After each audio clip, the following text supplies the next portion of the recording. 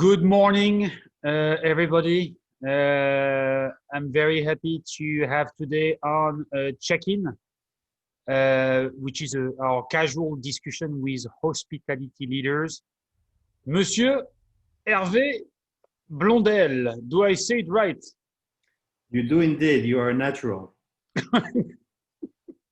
I wonder why. But thank you, Herve, for giving us some of your time. You're a busy man, and I really think that people who are looking at check-in will learn a lot from your career path, what you've done, what you're doing currently, and as well as learning from, how you've been facing the COVID situation and what you've been doing to make it work on your end with this unfortunate event. Hervé Blondel, if you don't mind, I'd like to start by giving people a quick introduction on who you are, just for them to know a bit more about you before I dive into questions. Is that okay with you? That's great. Thank you. Hopefully, I'm not going to provide any wrong information. And I hope that my sources are correct, mainly LinkedIn. So, Hervé, you have a bachelor in computer science and management. You're from France originally. And as well, you seem to have a love for food, a love for gastronomy. And you went to a cooking school in France, which is called École de Cuisine Jean Ferrandi, which is a very, very famous cooking school in France. So you attended both. You speak 3 languages fluently, English, Spanish, and French. And that brought you overseas, and we're going to talk about that. You've been in the industry, in the hospitality industry for 30 years, over 30 years. It doesn't look like that. You're good. And you worked in Europe for 7 years. You worked in Mexico and Venezuela for 7 years. You are currently in Mexico. And you worked in the US for 15 years. So you really have a very interesting experience on different continents, in different countries, and we will talk about that as well. You covered a lot of facets of our industry, from executive assistant manager to front office manager, to group sales manager, to general manager, to regional director of operation. You were a partner and consultant as well. So you really have a very broad and wide experience in our industry, which is rather unusual. Usual, but unusual as well, because you traveled a lot. You worked mainly in luxury boutique full service, but you work for limited service hotels as well.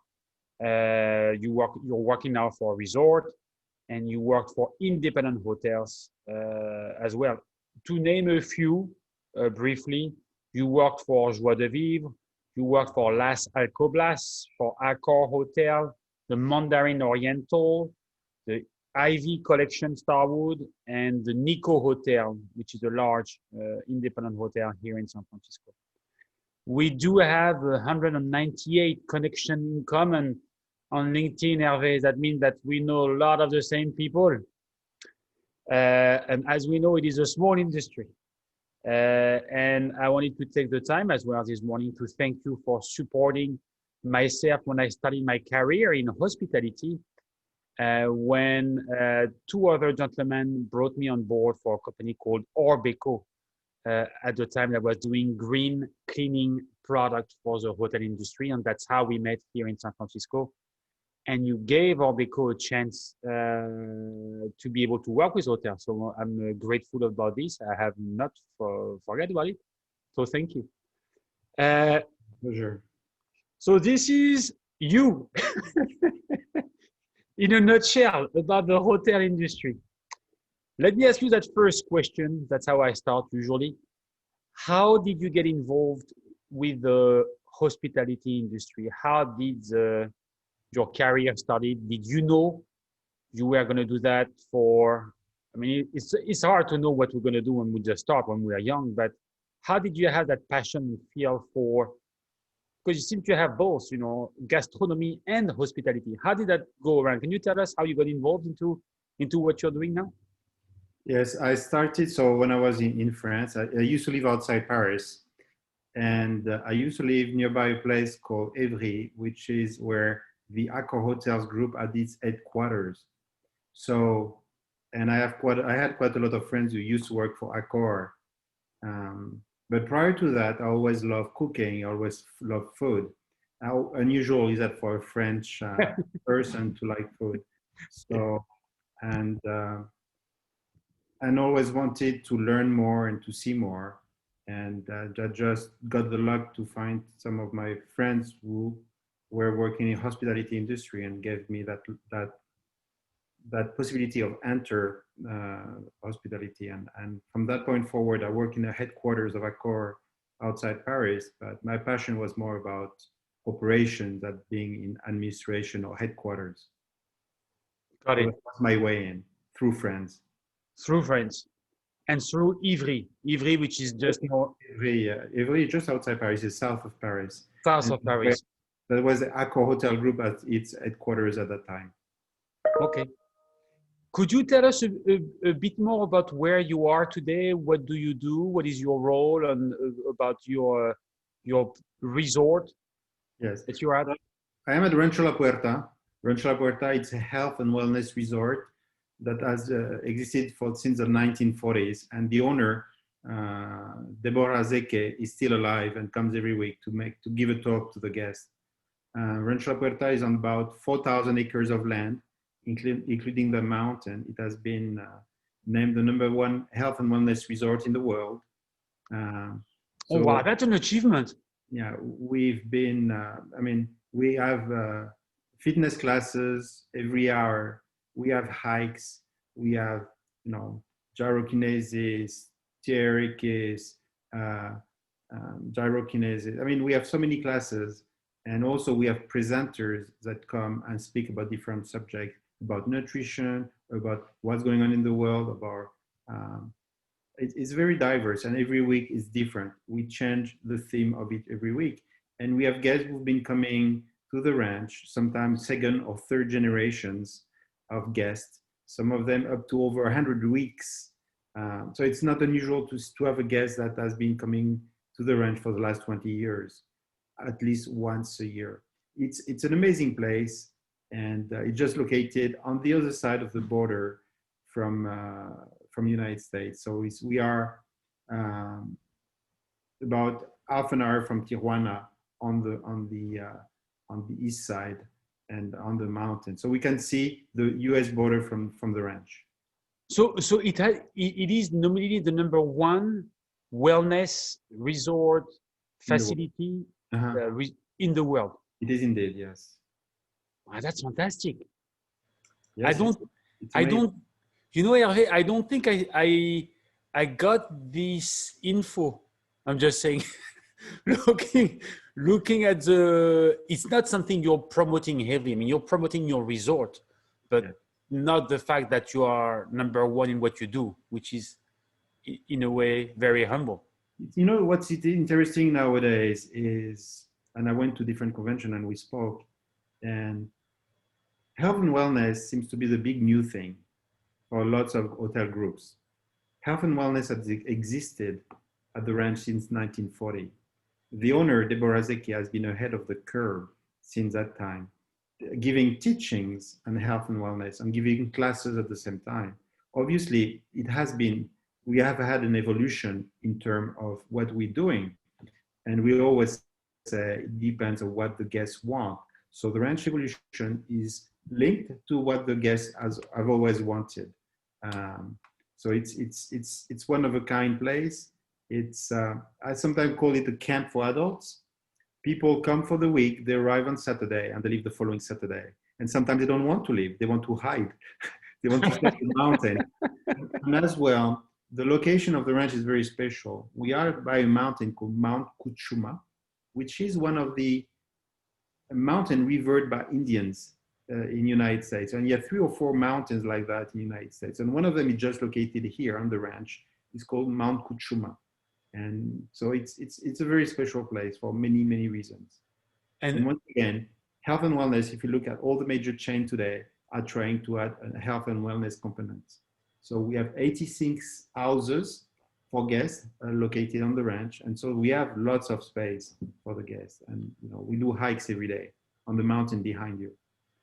There you go. That's the mountain we were talking about. So we have hikes there. It's on the ranch. The mountain is on the ranch. Yeah, and I just put the map. I don't know how clearly we can see the map, but that's the extent of the whole resort, which is fantastic. This is only about 200 acres, you see. 3,800 acres are on the mountain. All right, which is all part of the property. It's on our property, yes. And so you were saying that usually people stay, the average stay 1 week. Beautiful. How do you know how many, and maybe it's hard to know that, but you know how many instructors came and gave classes? Do you have a rough idea on how many people? I would say hundreds. Because we change every week the theme of the classes. So we have some people that come and teach a specialty, and these people are guests of the ranch. They're not paying. We not pay them for them to come. So people that come for a week to teach something special are welcome to the ranch and stay with us and teach classes as well. There is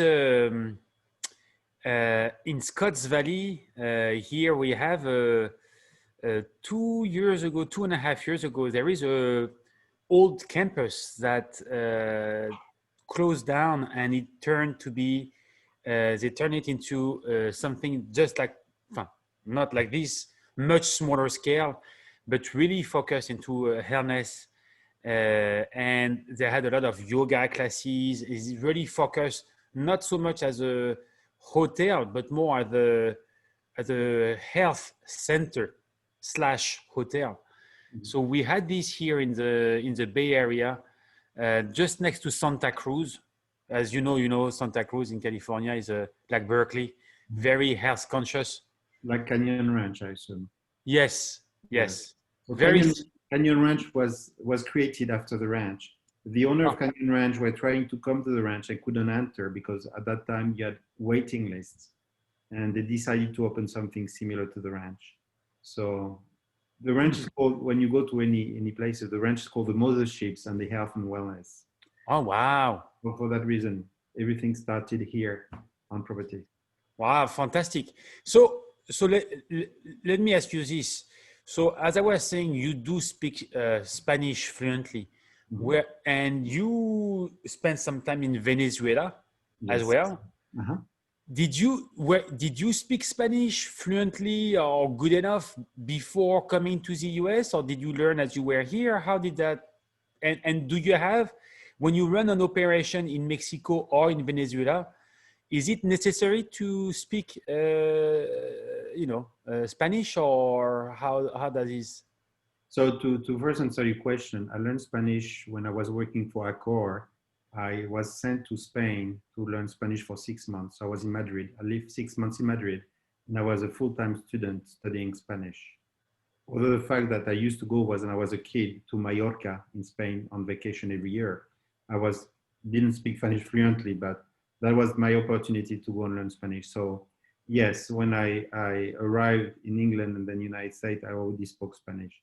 Maybe not as well as I do today, but yes, I did speak Spanish.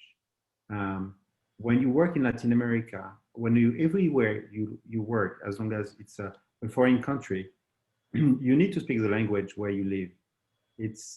I believe it's for your staff, for your clients, for everybody you work with, it's a respect. So unfortunately, I haven't been working in any other countries where they speak English, French, and Spanish. But if I were to go in another country, I would learn the language. It's a respect of the people you work with to be able to speak their language.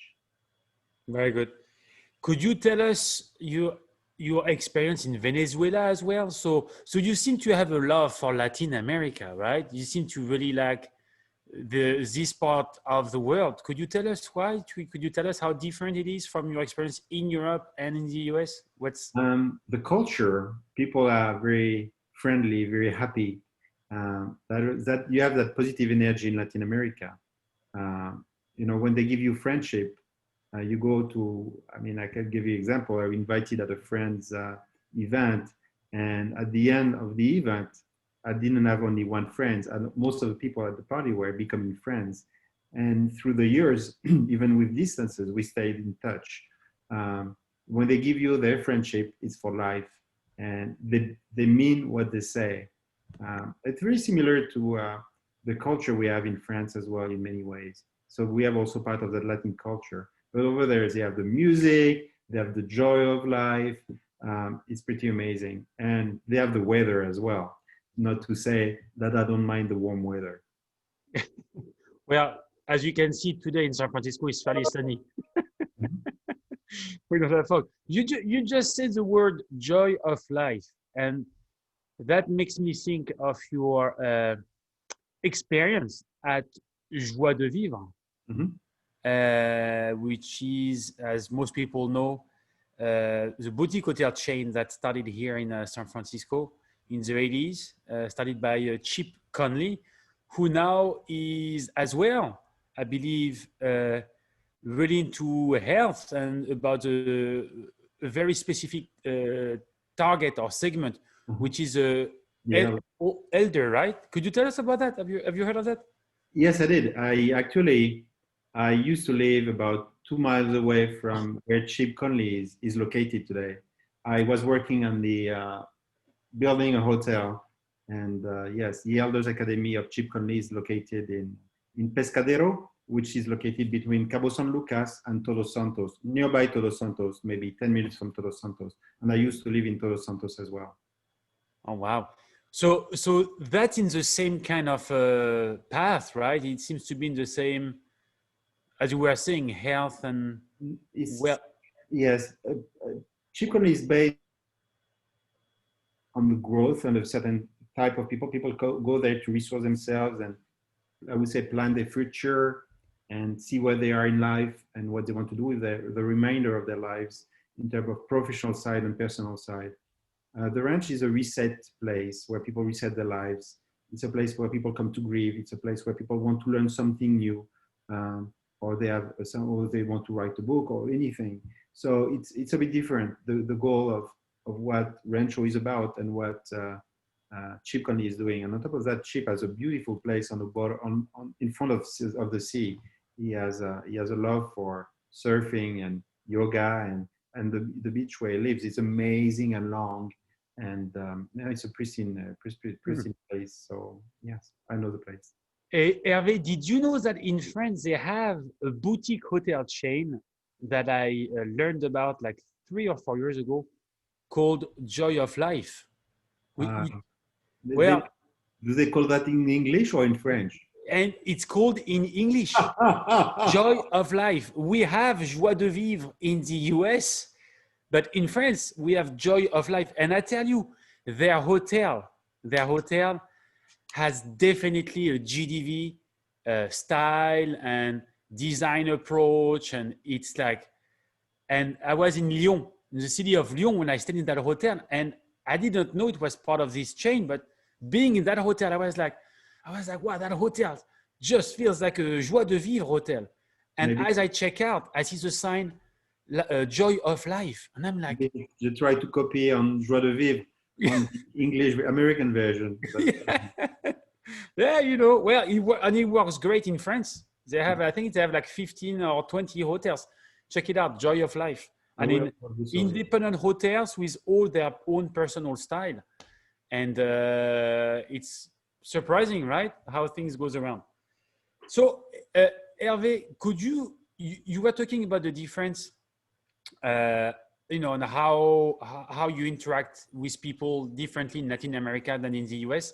Work-wise, is there a difference in style as far as working between France, US, and Latin America? Do you see as far as management, as far as reporting, or as far as marketing? You know, is there a difference you see as far as managing an operation, or at the end of the day, it's more or less the same as far as really working the product?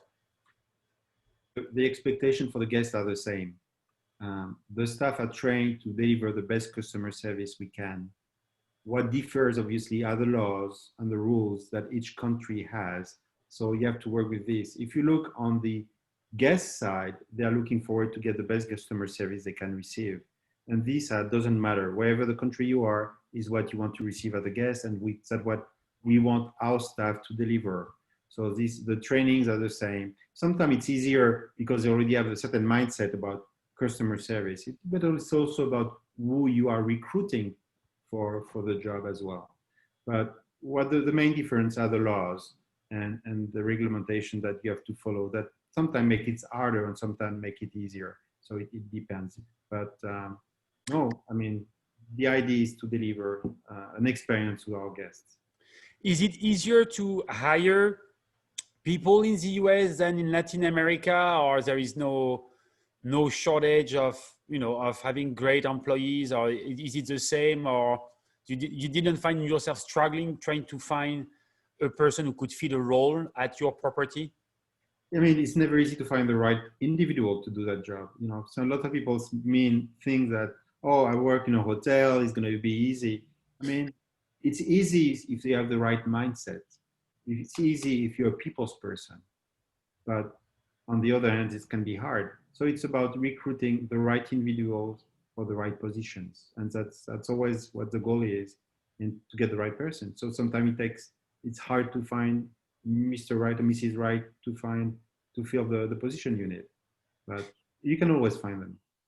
So talking about that, you know, for people who would like to join our industry and work in the hospitality industry, what do you think the requirements are, you know, or how should those people be as far as attitude in order to be successful, like you've been successful in that industry? What are the main qualities that people should have to have fun, you know, to enjoy what they do and be successful at it? What do you think that is? First of all, I always tell them they're crazy. Well, hey, who wants to work? Who wants to work on when you friends? You know, when you go through university and you tell your friends, "Oh, I work on hospitality." So when your friends are on vacation, you work. When you have holidays, you work. So it's definitely a different lifestyle. So it's not a job where you work from 9 to 5, Monday to Friday. You may working from 3 to 11, and then the person who comes at 11 called in sick, and you go and work from 11 to 7. So you have to get a great positive energy. You have to be dedicated to what you do. You have to get the smile, and the smile. It's hard to teach people to smile. You have to get that smile. So once again, you have to be the people's person. You have to be smiling. You have to be having a great positive energy, and having fun in what you do. It's key. And don't take it personally as well. Some people come sometime, you know, after a long trip, and they are down, and they're not. And until the minute you come and you tell them, "Oops, sorry, we sold out," that doesn't help either. But if you have that great positive energy, everything is possible. And if you can, you know, hospitality we can teach, people can learn. It sounds very familiar, similar to the food industry. You know, we have friends in, you know, who are on the food side. I mean, you need to have that passion for food. To be able to work so hard between the delivery of your product, the ordering, the HR, dealing with clients coming to your restaurants and everything else, and always with a smile, right? But we have also, what you mentioned is hotels always have restaurants, most of them. Mm-hmm. And all the hotels I've worked with always had a restaurant. Either they are branded differently from the hotel or they are part of the brand, but mostly they are differently brands. When I used to work in San Francisco at the Hotel Carlton, the hotel of Dianne Feinstein, we had a space inside the hotel, but it was subcontracted to Saha. So it was an amazing restaurant. But then when I was in Minneapolis, I used to have my own restaurant, which was we had a great chef. So it was part of the operation of the restaurant of the hotel as well. So in Venezuela as well, I had an Italian restaurant inside my hotel, and we were managing it directly as well. It was ours. So I know what you mean, and you know, and we can interchange staff between front office, waiters, and the idea is to get everybody trained in all the as much as we can in the different positions. It's the flexibility, and people can learn, and that's one of the possibilities that hospitality allows is learning um, in different departments and make you able to choose at the end of the day what you really want to do in life. You worked in so many departments, you know, your career, you went through a lot of position. It may be a hard question to answer, but in which position did you learn the most? Maybe it's today, you know, maybe it was, I always, you know, I've been working into properties for the last 14 years and I always admire a lot of people, but honestly, when I sometimes, you know, just walk by the front desk and I hear some of those conversations and to see how at the front desk, the guest agent are able to handle situation as we were talking about.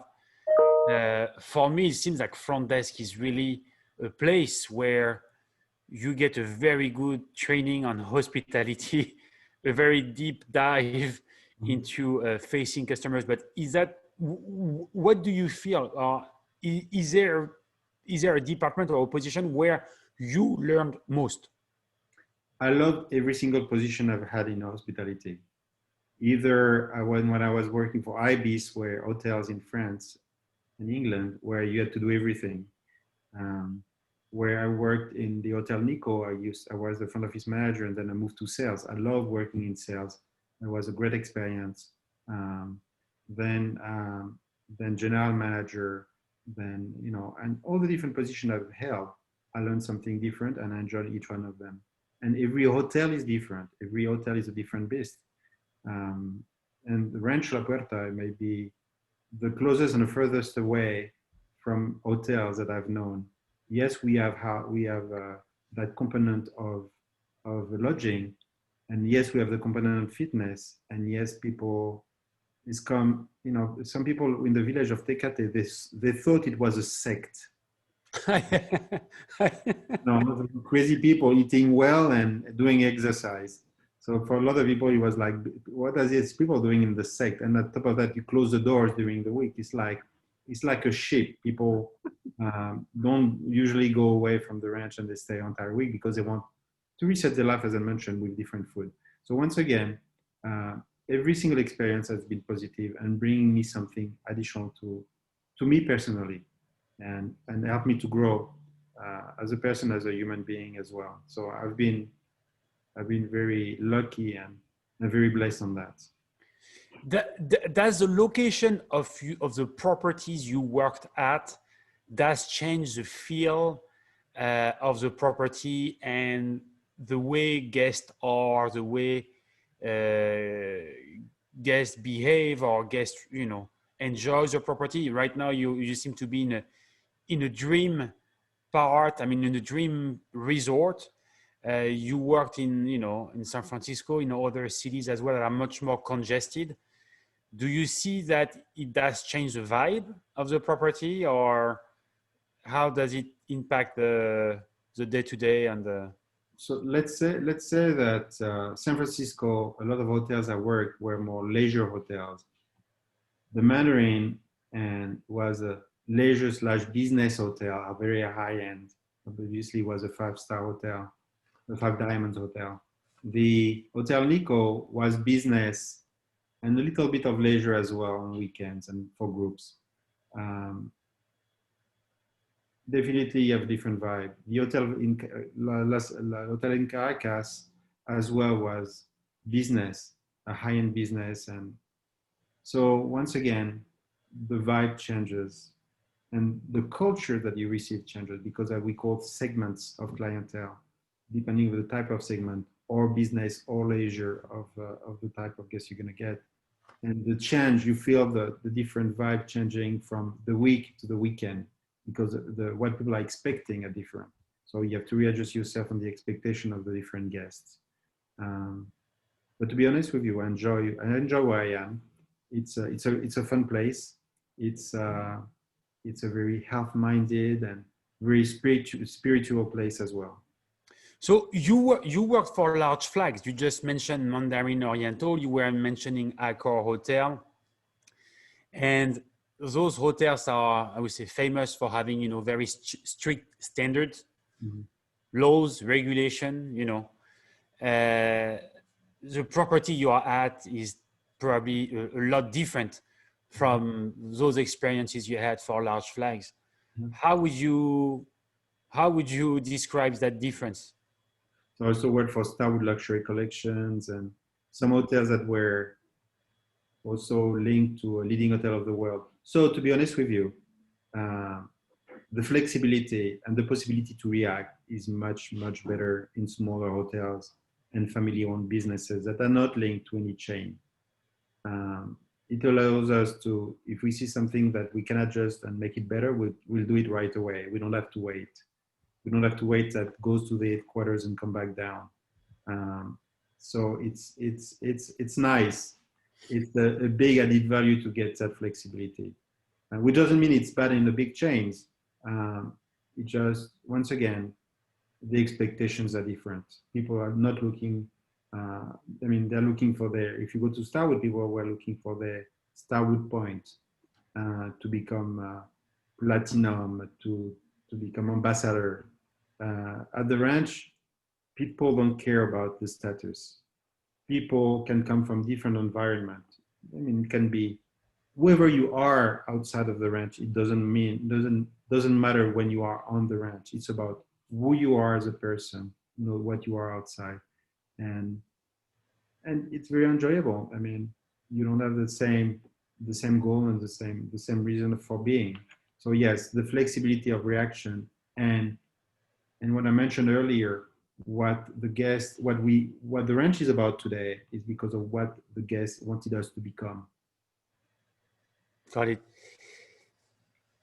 I have a bit of a technical question for you, but as the COVID situation is around, right? It seems that a lot of companies are looking at digital marketing and trying to find ways as well. I'm talking online technology. I'm here in the Bay Area, so I keep an eye on technology. I want to be a bit precise, but is digital marketing something important for your property? We see that a lot of large properties are getting into more and more involved into digital marketing as far as trying to show their property, what they do, and communicate as far as communication. Do you guys have a budget for digital marketing? How do you or is it just work based on word of mouth? So you have second or third generation keep on coming back. So maybe that's how your hotel is rolling. I'm just curious to see how on the marketing side, a hotel like yours that is so different, do their marketing and their promotion? But like everybody else, we have to be online, Instagram, Facebook, LinkedIn. Um, Guests. So when we have guests coming to the ranch, we take video of them lately, and they give their feedback on their stay. So when somebody wants to come, they already have an ID and a feedback from one of our guests. And the guests are very honest. They don't go around the block. So yes, COVID-19 is the difficult time for everybody.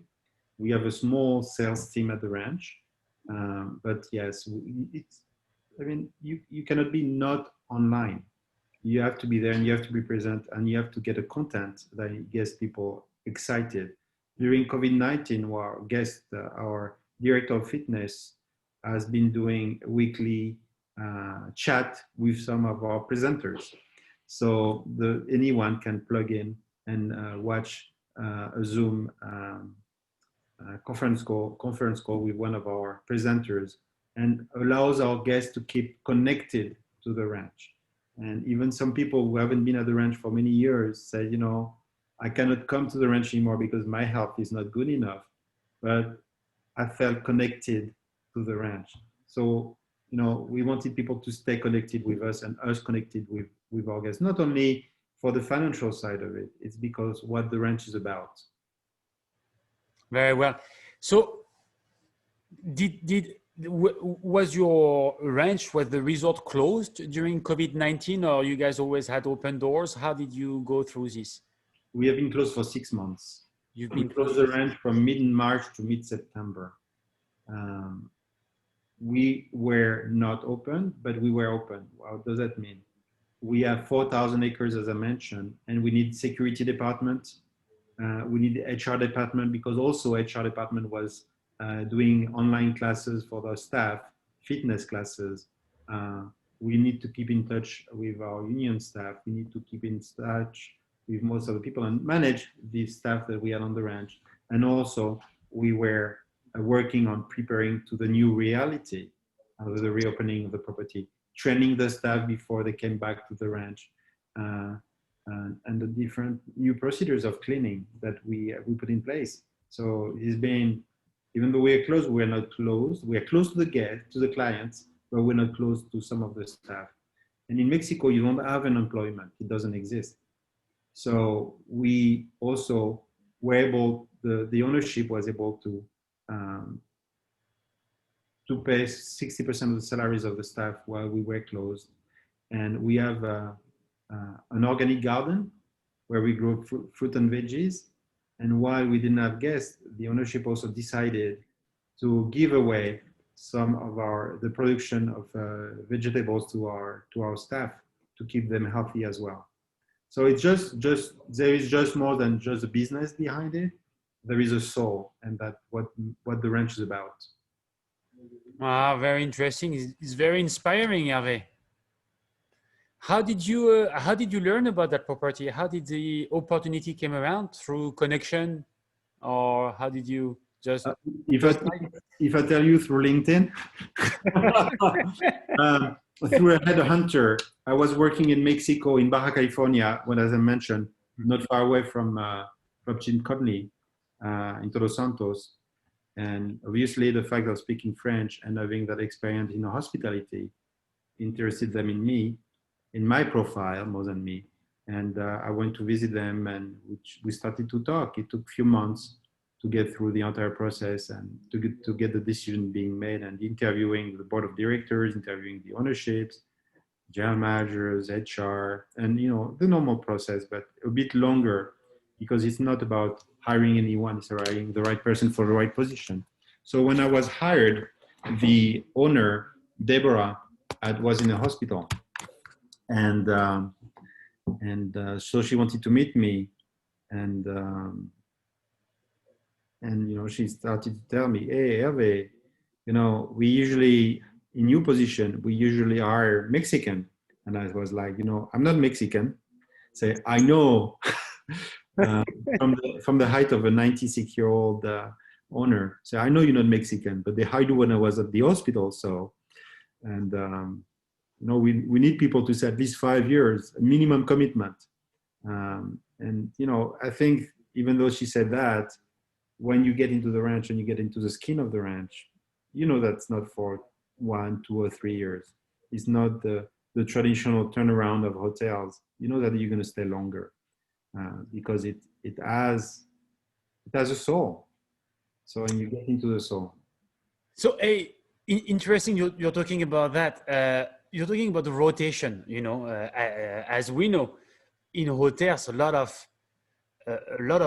people stay 2, 3, or 4 years in one position before they transition to something else. Mm-hmm.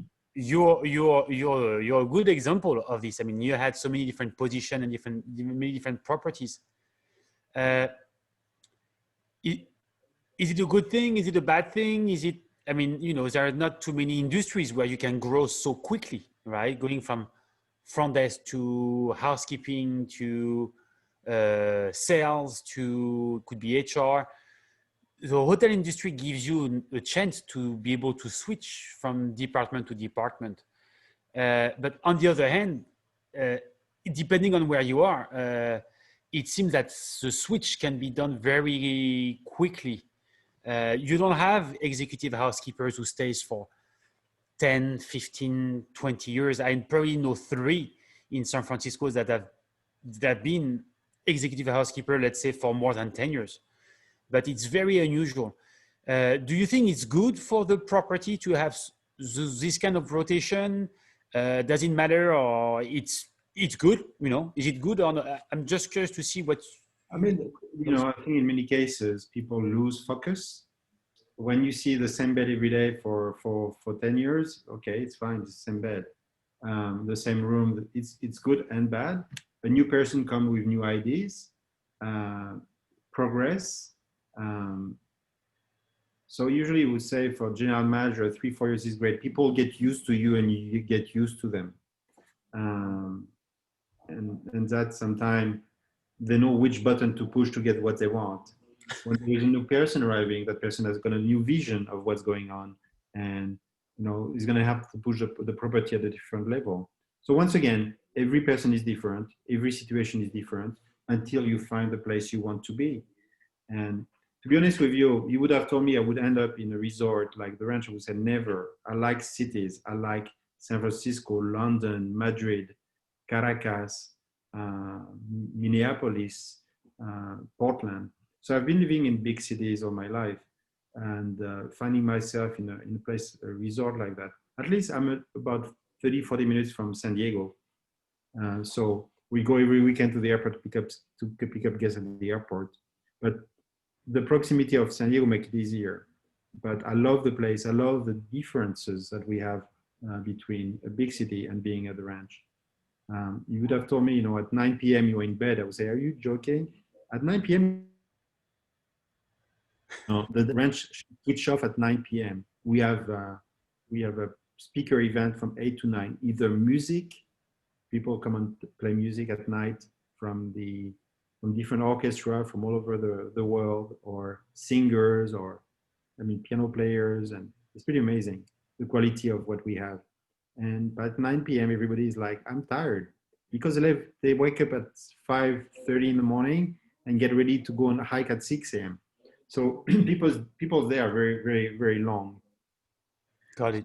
But once again, yes, I am a city guy living in a resort. That's great. Who would have known? You never know. You think you have a style of what you want or what you look for, and at the end you find that yourself in a different place. But I think what's key is the happiness, your happiness. Hey, I'm sorry to come back to that question, but I meant to ask you this, and I think that some people would like to learn to get your perspective on how do you think the COVID situation is going to progress, which kind of impact it will have for your business in general in the future. No one has any clear answers on what's going to happen next. Obviously, no one knows. But how do you see it? How do you react to it do you have a plan for the next year? Do you have an expectation for your property as far as occupancy that you feel fairly good with? How do you handle this situation for the future? It's complicated. I wish I could give you a right answer, or there is no right or correct answer. I was sending an email to my colleagues saying, we need to review the budget for 2021. But yeah, I don't know what to say. Yeah. People are saying, it's interesting, people are saying the border is closed between Mexico and the United States. It's not closed because people are still flying to Cancun and Cabo San Lucas. If you live in Mexico and you're not American citizen or US resident, you cannot cross the border from Mexico to United States. But if you are resident of United States or American citizen, you can cross either way without a problem. But if you are Mexican or foreigner being in Mexico and you don't have anything to see with United States, you cannot cross. But you can fly to United States and they will let you in. Crossing is different when you are non-citizen and non-resident. It is different if you fly. But walking for non-US citizen, non-resident, or foreigner, you cannot do it. That's the only difference. Got it. But Well, again, for the COVID, to answer your question about COVID-19, I mean, vaccine is key for the future of hospitality of the industry and also for the airlines. A lot of people are scared. We've been working with the rules and regulation for Mexico that are pretty tough. And we're also aligning us on the US rules for and regulation for the ranch. So we are following the two rules from the two different countries. And we're even doing more than most of them. got it.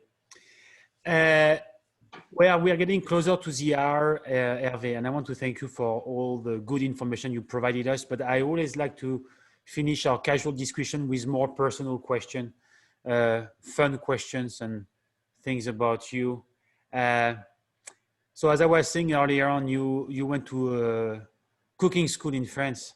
Did you ever thought of working in the food business? Did you want it to be at one point a chef or open a restaurant? Was it part of, or you just did that by passion of food? I'm passionate about food, and I wanted to know more and to get a better understanding. Yes, maybe I was at one time looking for working in restaurants, but I realized I couldn't wear a nice suit and wear a tie at that time. I mean, loving food, having a passion, and doing it two different things. I'm passionate about hospitality. I'm passionate about food. I couldn't see myself working as a chef, but managing a restaurant without a problem. And I think it was key for me to get that knowledge of the food industry. And I realized afterward that that knowledge of food industry was a great asset for my life. It's like computer sciences. Does that mean you need to program every day and to make softwares? No. Knowing how to use them and how to see where problems are and how to help you, in your business, it's key as well. So it worked both ways very well for me. Got it. So I'm going to change my background. You never wanted to be a maître cuisinier de France. That was not part of your plan. No, but to eat in one of these restaurants, yes. Oh, very good. So, I was saying that we met in San Francisco. It's a beautiful city, by the way. Mm-hmm. Do you miss it? I'll be going back at the end of October, and I still have a place in San Francisco. So, as many says, I remember lots of my friends left San Francisco, but they say I left my heart in San Francisco. And to be honest with you, you always go back to the city. And so I'll be there for a week at the end of the month, going back home. What is so special about it? What do you like? Is it the scenery? Is it the landscape? Is it the people? Is it what do you think that city has so much impact on people? The people, the energy, the city. I don't know. San Francisco is a very special place for lots of people. You don't know why you want to stay there, Pierre, but you're attracted to it. And people, when you say, "Oh, I'm in San Francisco," it's like, "Wow!" Like, it's you made a choice in life, and you're still smiling and happy to be there. I know it's not easy every day. Don't get me wrong, but it's a special place. Like every places I've worked all around the world, you would tell me where do you dream to live in? I would say, of all the countries I lived in, the one I felt the most comfortable was Venezuela. It's an amazing country, The people, the landscape, I went to places like Los Roques, which is a small island in Caribbean, like a dream island. I went to a place called El Salto Ángel. It's a 1 kilometer high waterfall. And they have what they call the tepuis. They are rocks that are in the middle of the jungle. Each one has a different ecosystem. But also I love Colombia. I go always to Colombia on vacation. I love Colombia. I love the energy. The same. It's that Latin culture, that Latin energy, the landscape, the people. It just has something special. So let me ask you: you travel a lot, you go everywhere. Is it hard? Could you give us your favorite dish, your favorite food, the thing you will go to? Like, that you could eat every day? You know, we always have like, oh my God, I could eat that every day. I love it so much. Do you have one of those dish? Do you have something that you're really, that you can see yourself eating every day of? Remember, I'm a chef as well. Yeah. Um, I love crepes. My mother lives in Brittany, in nearby Saint-Malo, not far from Mont Saint-Michel. Yeah. You know, that's kind of when I used to live in the mission, there used to be Ticous. Ticous? Ticous Yeah. was a French creperie on 16th and Mission. Yes. I used to love to go there. And actually, that 16th and Valentias, I was on the corner. Uh, and there was another restaurant in Castro I used to go, not only for the food, I used to go there because of the people who were working in that restaurant. So, you know, I'm not a difficult guy in terms of food. I'm easy to please, and I adjust wherever I am. But yes, I like sometimes to remind me a bit of my country. And when you tell me a warm bread with great cheese, definitely I'll go for it. When I used to live in Rouen, in Normandy, I used to live by the Place of Joan of Arc, and there is a market there, and there is a little cheese I make called Neuchâtel-André, and that was my grandfather' favorite cheese. So I stopped by the bakery, get a warm bread, then get the Neuchâtel, and that was it. I was happy. I was in heaven. So it's not about, you know, complicated food, or it's just something that remembers you, like the little Madeleine of Proust, of memories when you were a kid or time. Yeah. It's very sentimental, right? Food can bring you back somewhere and bring you back big time memories, right? And it's funny that because I've been asking that question now quite some times, and most of the time people go back to where when I was a kid, I used to eat this, you know, where I grew up, we used to eat that. And that's despite the fact that, you know, we may have traveled on, tried 2 stars, 3 stars Michelin restaurant, if we're lucky enough. What sticks with us a lot of time is basic, simple food that bring us back to before, right? It's surprising. You know, it's where your heart is. Yeah, yeah. It doesn't need to be complicated. No.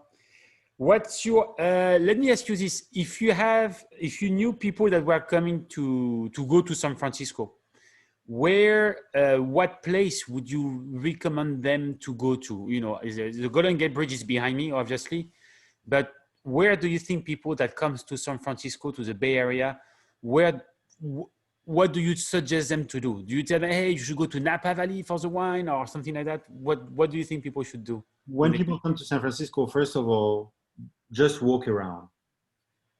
Go from the Mission to Dolores to the Castro, take the Muni, the streetcars, then to go to Chinatown,